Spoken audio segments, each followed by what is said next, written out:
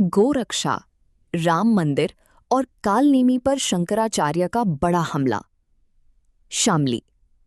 गोरक्षार्थ धर्म युद्ध यात्रा के तहत शामली जिले के थाना भवन पहुंचे जगतगुरु शंकराचार्य स्वामी अविमुक्तेश्वरानंद सरस्वती महाराज ने गोरक्षा, राम मंदिर निर्माण के लिए जुटाए गए चंदे और मुख्यमंत्री की कालनेमी संबंधी टिप्पणी को लेकर भाजपा सरकार पर तीखे सवाल उठाए।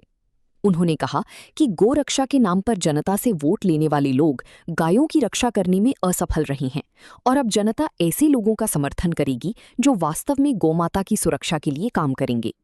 उनके बयानों से राजनीतिक और धार्मिक हलकों में नई चर्चा शुरू हो गई है। गोरक्षार्थ धर्मयुद्ध यात्रा के दौरान शंकराचार्य थाना भवन के जस्सूवाला मंदिर पहुंचे, जहां श्रद्धालुओं, संतों और गोसेवकों ने उनका भव्य स्वागत किया। सभा को संबोधित करते हुए उन्होंने कहा कि सनातन धर्म में गाय केवल एक पशु नहीं बल्कि करोड़ों लोगों की आस्था का केंद्र और माता का स्वरूप है।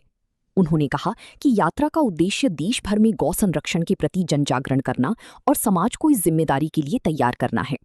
उन्होंने स्थानीय लोगों से गौशालाओं के संचालन और गौमाता की सेवा को जन आंदोलन बनाने की अपील भी की।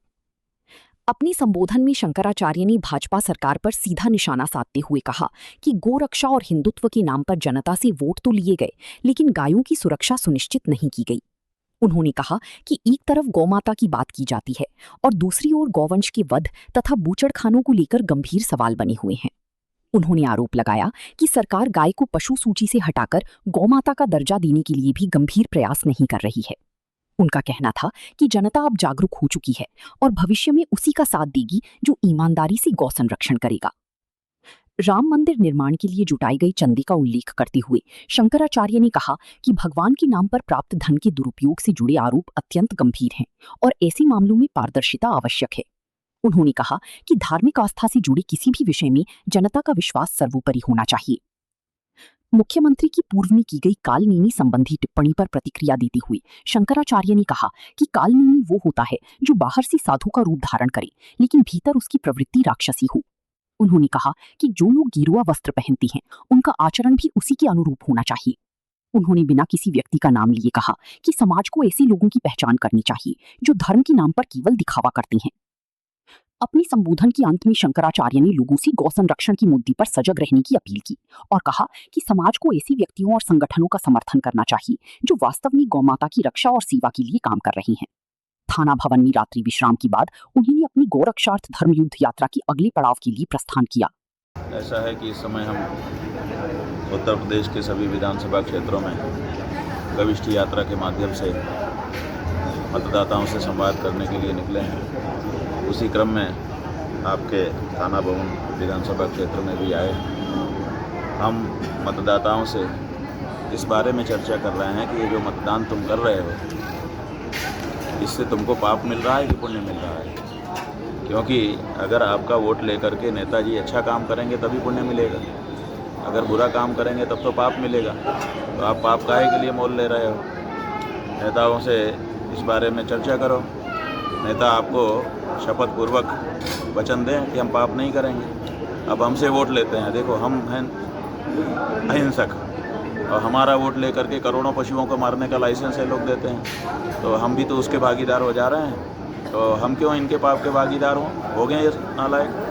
तो ये जनता जो है समझ रही है इस बात को, इसलिए अब वो कह रही है कि हम आपके पाप के भागीदार नहीं बनेंगे, इसलिए आपको वोट देना बंद करेंगे। जो सही व्यक्ति आएगा उसको वोट करेंगे। विशेष करके गौ रक्षा के संदर्भ में हमारी ये बात है।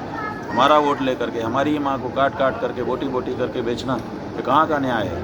और क्यों जनता जो है मतदाता क्यों फिर ऐसे लोगों को वोट दें?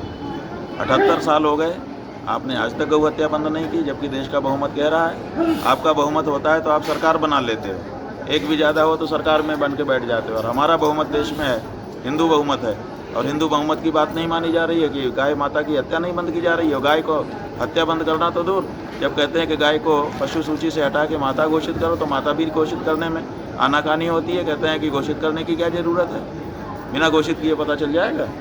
तो ये सब जो अन्याय हमारे साथ मतदाताओं के साथ हो रहा है उनको जागरूक करने के लिए हम निकले हुए हैं। महाराज जी, ये जो राम मंदिर में दान चोरी का मामला चल रहा है पूरा, वही और तो सरकार उस पर मौन है, इस पर आपका क्या कहना? बात वही है कि आप आए थे कि हम हिंदू हैं, तो आप हिंदू हो तो भगवान का पैसा कैसे चुरा सकते हो? हिंदू तो उसको बहुत बड़ा पाप समझता है। देवस्व, ब्राह्मणस्व, ये पैसे, किसी का भी पैसा चुराना बहुत बड़ा अपराध है। ये माना जाता है कि दो तरह के व्यक्ति के प्राण होते हैं, एक उसके शरीर के अंदर होते हैं और एक बाहर होते हैं। तो शरीर के अंदर का प्राण अलग है और बाहर का मतलब हमारी जो धन संपत्ति होती है, हमारे जो परिजन पुत्र परिवार होता है, वो हमारा बाहर का प्राण है। अगर उसको चोट पहुंचती है तो हमारे प्राण पे आघात होता है। तो आप भगवान के पैसे चुरा रहे हो, भगवान का प्राण ही तो चुरा रहे हो। क्यों चुरा रहे हो?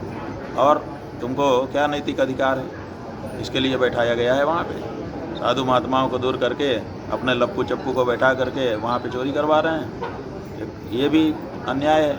महाराज ये सब जनता के सामने अब धीरे धीरे निकल करके आ रहा है। महाराज जी, एक कालनेमी शब्द आया था प्रयागराज में, उस पर आप थोड़ा प्रकाश डालेंगे, क्या मामला? कालनेमी का मतलब होता है कि ऐसा व्यक्ति जो अंदर से राक्षस हो और ऊपर से गिरुआ कपड़ा पहन करके साधु बन करके दिखाता हो, वो कालनेमी होता है। जो गिरुआ कपड़ा पहनता है उसको अंदर से भी गिरुआ होना चाहिए, अहिंसक होना चाहिए। तो आप देखिए कि हमारे योगी आदित्यनाथ जी ऊपर से गिरुआ कपड़ा पहने हैं और मुख्यमंत्री के रूप में स्लाटर हाउसों को लाइसेंस दे करके पशुओं की हत्या करवा के मांस बेच रहे हैं कि नहीं बेच रहे हैं? अब कालनेमी के बारे में और कोई व्याख्या की आवश्यकता है? साफ है।